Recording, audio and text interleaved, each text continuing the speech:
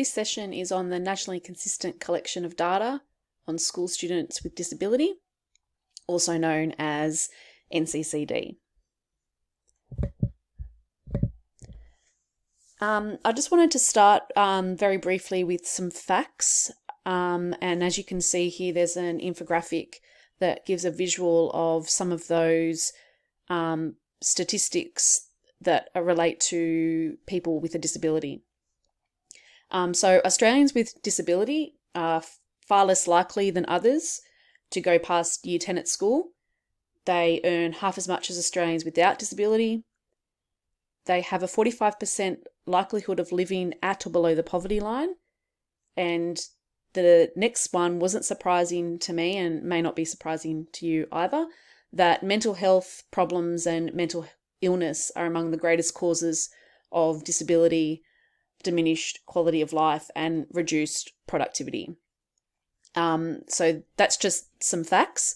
But the good news is that as educators, we have an important role and we can also help to change these statistics. So through the work that we do with students at schools, we have the ability to help change those statistics for some of our students. So I just wanted to quickly give a rundown because for some people, this may be new information, particularly beginning teachers, but hopefully this presentation will also give returning teachers and staff some just a refresher of the information about NCCD. And I will also be giving an overview of what the process will look like for Term 2. So NCCD, we are obligated by law by two pieces of legislation, so the Disability Discrimination Act 1992 and the Disability Standards for Education 2005. Under that, we need to ensure that Australian students with a disability are able to access and participate in education on the same basis as their peers. So in order to do this, students with disability may receive adjustments to access education. And this is based on the professional judgment of teachers in consultation with the students and their parents, guardians, or carers. So the data collection each year, it gives Australian schools and other groups information about the number of students with disability in schools. It also helps to provide that information for future planning. It's in terms of policy development, improving understanding of requirements and responsibility of school teams. It also is used to highlight the individual needs of each student with disability. And it is also linked, as of 2018, to funding provided by the Australian government. So in terms of our data collection, it's really important that we have that evidence through either our teaching programs or meeting notes that we can provide to a student, or showing how we have provided this evidence or these adjustments to assist a student, and that this is stored centrally, so through Central. Okay, so our collection of data. So we, as I just said, we need to supply evidence of adjustments, and this is for a minimum of a 10-week period. So from the census period is a year long, and that begins in August each year to the following August. So from August 2019 till August this year, we have the opportunity to provide adjustments and upload that evidence. And this will be our focus for Term 2. So our teaching programs will be uploaded to Central, and they will show our evidence of adjustments that we've made for students with disability. in terms of the 10-week period, that doesn't need to be every lesson every day for 10 weeks. So if a student receives an adjustment for any amount of time within that school week, then that constitutes the week. So in some cases, adjustments over 10 weeks may comprise weeks that are not consecutive and might be split across school terms. So you might have one teaching program that only runs for 6 weeks where adjustments were made, and then for the remaining 4 for the next program or next unit, no adjustments may have been needed. But in the following term, adjustments may needed to have been made for that student. So then that might have only been 4 weeks, for example. So that would be your 10 weeks across 10-week period. Now, moving forward, we are looking to refine the NCC collection of evidence and that process, and this will start in the new collection year, so term 3 this year. So there's some broad categories of disability that are used in the NCCD. So on the right, you can see that there are 4 NCCD categories: the physical, cognitive, sensory, social, emotional. And then on the left-hand side are the definitions from the DDA and the standards about what makes up those categories. So just very briefly, I won't read through all of them, but for example, a student with a cognitive disability may have total or partial loss of the person's bodily or mental functions, and they may have a disorder or malfunction that results in the person learning differently from a person with the disorder or malfunction. So an example of that might be a specific learning disorder. You may know it as dyslexia. That will come under as a cognitive disability.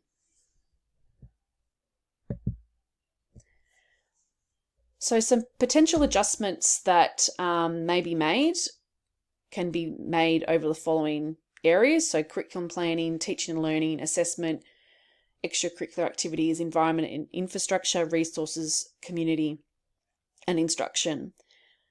On the right-hand side, there is a visual of the types of adjustments that can be made. As teachers, we will be focusing mainly in the QD, TP, supplementary, and possibly the substantial. The staff in the support unit will probably be focusing mainly in the extensive adjustments section. So the QD-TP, or also known as the Quality Differentiated Teaching Practice, this caters to the needs of a diverse student population. So it's just the differentiated approach to curriculum delivery and assessment. There might be personalised learning that is implemented without drawing on additional resources. So, for example, students with a medical condition, so a student with anaphylaxis would have a physical disability, but their needs are met through active monitoring and whole school processes. So ensuring that staff are up to date with their anaphylaxis training. That means that that student would come under the QD-TP, because no additional resources or no supplementary adjustments are needed to ensure that that student is accessing and participating in education on the same basis as other students. Sorry, just go back there for a second just to give you some more definitions about the other categories. So the supplementary adjustments, so these are additional strategies and resources that are used to support students with a disability. So, for example, a student might require separate supervision or extra time to complete assessment tasks, programs or interventions to address the student's perhaps social emotional needs, and the provision of course materials in accessible forms. Some of our adjustments will be mainly in that supplementary category. Some will also be the QDDP, but there may be some examples of students. Now, obviously, because I'm publishing this video, I'm not going to be mentioning students' names, but we have had students in the last collection census year fall under the substantial adjustments. So an example of that might be frequent teacher-directed individual instruction, assessment tasks that significantly adjust content and or the outcomes being assessed, and assessment tasks that adjust the mode of presentation and format. And finally, extensive. So some examples would include support from specialist staff and a highly modified classroom and or school environments. I'm hoping that we can provide the list of students who received adjustments last year and those that we submitted to NCCD, so that you get a bit of an idea about the students in your class that may need some adjustments. However, we also believe that it's about teacher professional judgment. So if you feel a student in your class that they might be on that list, but they don't require any adjustments within your course, then, continue with the way that you're going. If they don't need adjustments to access the education and participate on the same basis as all the other students, continue with what you're doing. Also, just on that note, that some students may not need educational adjustments beyond those that are provided with, regular practices and resources of the school. So our differentiated teaching and learning programs may mean that students with disability do not need any other adjustments or additional adjustments to participate. So if a student's learning, is not functionally impacted by their condition, then we won't include them in the NCCD collection. For an example of that would be a student that wears glasses to correct a mild vision impairment. That student may not need any further adjustments, so they would not be included in that collection of data. However, and this was a case for me last year, I had a student that did have a mild vision impairment, however, was unable to wear glasses. There was some financial issues and things like that. So I did have to make adjustments for this student. So at each lesson I had to print out what was going to be on the board, and I also allowed the student to use their mobile phone to take pictures of the board so that they could obviously enlarge it on their mobile phone screen. Okay, so identifying and making adjustments. So as I said previously, as teachers, you'll use your professional judgment regarding the types and levels of adjustment that are needed for students to access and participate in education. At the end of the collection period, so the end of term 2 and the start of term 3, the NCCD team will look at the evidence that has been uploaded, and as a team we'll make a judgment as to what category that student may fit into, and if they will be included on the NCCD list or not. So as teachers, we just want you to continue making your adjustments to your teaching and learning programs and to your classroom environment if you need to, documenting these and uploading them at the end of term 2. So I just wanted to look at 2 examples of students that would be included on the NCCD list and some of the adjustments that may be made for these students. Now, these are taken from case studies from the NCCD website. However, I feel that there's some, we would have students, and we have students in our classes that would that are very similar to the examples that I'm going to give. So student A, named Jessica for the purpose of this example, she is a year 11 student with a severe anxiety disorder. She finds it almost impossible to speak up in class or make any presentations in front of an audience. So in order to allow Jessica to participate on the same basis as others, adjustments have been made. They include allowing her to record a video of any in-class presentations and respond to questions in writing after class. Also, the use of an online forum. So Jessica's teachers use this for discussion in addition to in-class discussions. So Jessica is able to participate and demonstrate her knowledge and understanding through this online forum. A good example would be Canvas. We are able to use Canvas and the functions within that. So this would be if there would be any students within our class who are very similar to Jessica, we could use that function to allow her or them to demonstrate their knowledge of content and their understanding.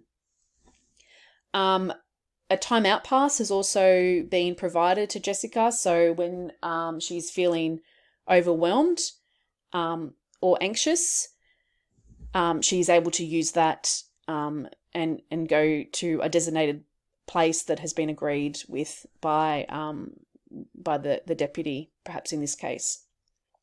So the types of adjustments that have been made in this example are supplementary. So they are in addition to, the quality teaching that is already occurring within the class. These are supplementary to allow Jessica to access and participate in education the same as students without a disability.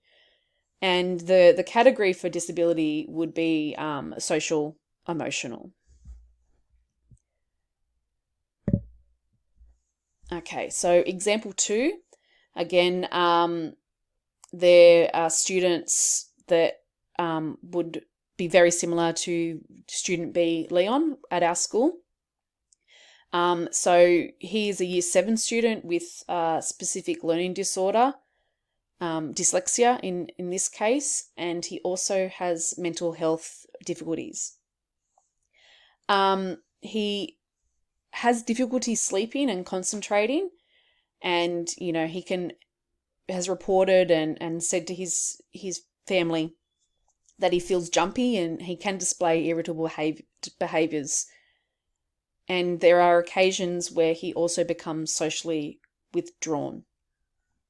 So for Leon, some of the supports and adjustments that have been provided to him include a timeout pass when he's feeling overwhelmed. He also receives extra working time during timed assessments. His teachers provide class notes and slide presentations prior to the lessons. And he also has access to technologies in the classroom to support his reading and writing. So this specifically supports his dyslexia. So examples may be the use of reading pen and a device, perhaps a laptop or iPad. Another example, sorry, this is just going off on a bit of a tangent, but students with dyslexia can also be provided recordings or book recordings if they're studying a novel, or audio recordings of the information that other students would be provided with. Leon is encouraged to use the accessibility features on his device. So we can use features such as speech to text and text to speech. So I know that Monica has provided a lot of information about this and how you can get your students to turn on these features on their devices, so that students that may, like Leon, that may have difficulty with reading and comprehending information, they can use these features on their laptops or devices to assist with that. And also, in Leon's case, teachers and SLSOs provide additional assistance with reading and with structuring his writing. So Leon, again, what has been provided would fall under the supplementary adjustments. And as I mentioned earlier in the presentation, a student with a specific learning disorder would, the category would be cognitive, okay, because it results in him learning differently from a person without the disorder or malfunction. So hopefully that just gives you a little bit more information, or just clarifies probably some of the adjustments you've already been making in your class, and what would constitute supplementary adjustments for students. This goes into a lot more detail about each of the categories, so I'm not going to go through this now, but when in the Canvas course, I'll also be uploading my PowerPoint, so you can read through this at your own leisure, just about what, some examples or further information about each of these categories. So just excuse me while I go through these slides. Okay, so once we have made our adjustments in our teaching and learning programs, or we may have, if as a year advisor, a parent may provide a report to you, we need to make sure that we have that evidence in a location that is, centrally accessible by everyone. So at the end of term 2, we're asking that you upload your annotated teaching and learning programs to Central. So the way that you would do this is that you would go to the wellbeing section in the wellbeing section in Central, and you would go to the NCCD 2019 part of that. So you would click on that, and then you would include your students involved. So that would be the students that you have provided adjustments for. And then once you click save, it's the same process to upload your teaching and learning programs as it is to upload an assessment task to an N-Award notification. So once you've saved the entry, then you're able to edit and upload and attach the document. I'm sorry, I wanted to do this as an example, but I didn't have a test student name within Central to do that. So if you need any further assistance with doing that, please come and see me, and I will show you how to do that. Okay. All right. So this is an example of the level of learning and support adjustments that I did with my Year 9 class last year. So for the purpose of our Term 2 data collection, we will be continuing with this this document that we used last year. And we, as I mentioned, we are looking to refine this process and streamline it. But just in the context of what's been happening, it's been a little bit difficult, but that will start Term 3 this year. So on the left, you can see the quality teaching practice. So what we do in a classroom to ensure that our students are able to access and participate falls under quality teaching. So those are some of the examples of things that I did within the class to help students participate. Now, I do have a student E here. So student E was recent enrollment within my class. They were a student with English was their additional language. So unfortunately, even though that student required a lot of support and assistance, he did not meet the criteria, or he does not have a disability to be on the NCCD list. So what I did for that student would only fall under that quality teaching practice. However, for some of the other students in my class that I made adjustments for, so student B, for example, in addition to what I provided other students, they needed, closed passages with the first letter provided, the comprehension questions that I created, they were color-coded, so it assists the student to find out where the information related to that particular question. I gave them one-on-one support when completing and assisting them with their assessment task. They also had extra time. They had modified worksheets with less text, and during the examination, they got an extra 15 minutes within that,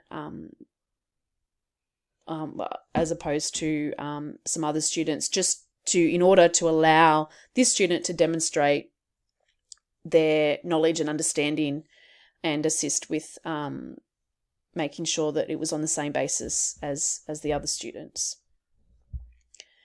And this is an example of, just a part of a teaching and learning program that was uploaded last year.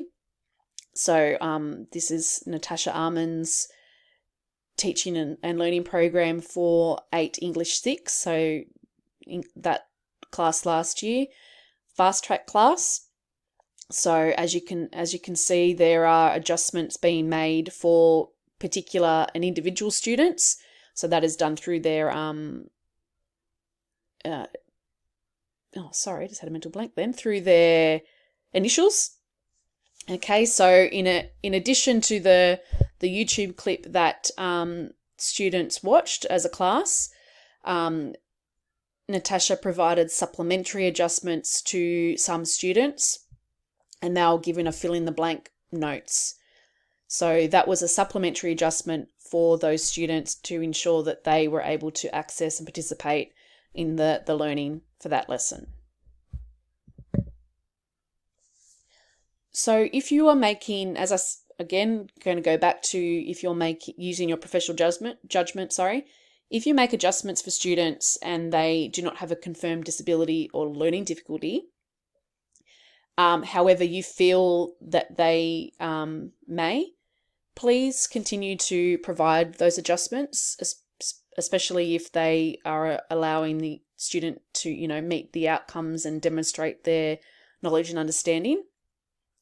But also make a referral to learning support so that we can follow up with the student and family.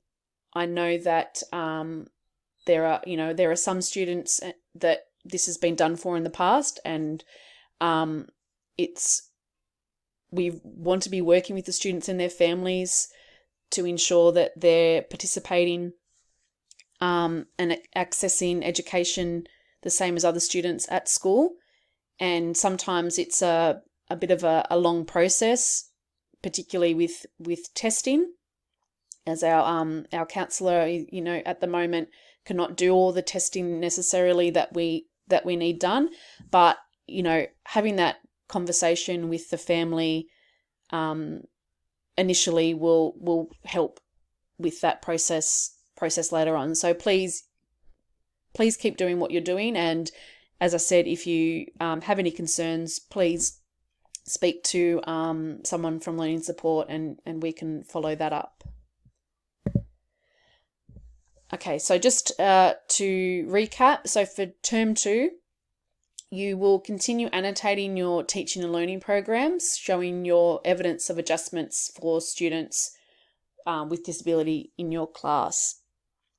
Obviously, our collection period is only going to be for term 2 for the 10 weeks, but moving forward, we should be able to show evidence of that for more than 10 weeks. You will complete the level of learning and support adjustments document and upload this along with your program to Central at the end of term 2. Then the NCCD team, we will look at the evidence and determine which students, if we have enough evidence and if it was over a 10-week period, and what category that might come under, and then whether or not we can include that student on the NCCD list. If you have any questions, please see the teaching and learning faculty, and we will help clarify any of those for you. And finally, further information. So there are actually some e-modules that you can complete, which help improve your understanding of the disability standards for education. They contribute to accreditation hours. So those of you that might be needing to do some extra hours to meet your 100 hours, this would be good for you. So part 1 of the modules contributes 1.5 hours, and then part 2 contributes 3 hours. The link there is for these modules, but if you Google NCCD Professional Learning, I'm sure that will be the first link that comes up. There are a few lessons that would only relate to our context. So there is a senior secondary and a junior secondary. There is also one for educators, and some of the other courses are for primary and early education, so not really relevant for us. So I encourage you to go, have a look at those. It might give you some more information and will help contribute to your hours. At the end of this presentation, if you go on to the next parting canvas, there will be a quiz to assess your understanding of what's been presented. And just a reminder, they'll be uploading this PowerPoint as well so that you can read further about the types and levels of adjustment in NCCD.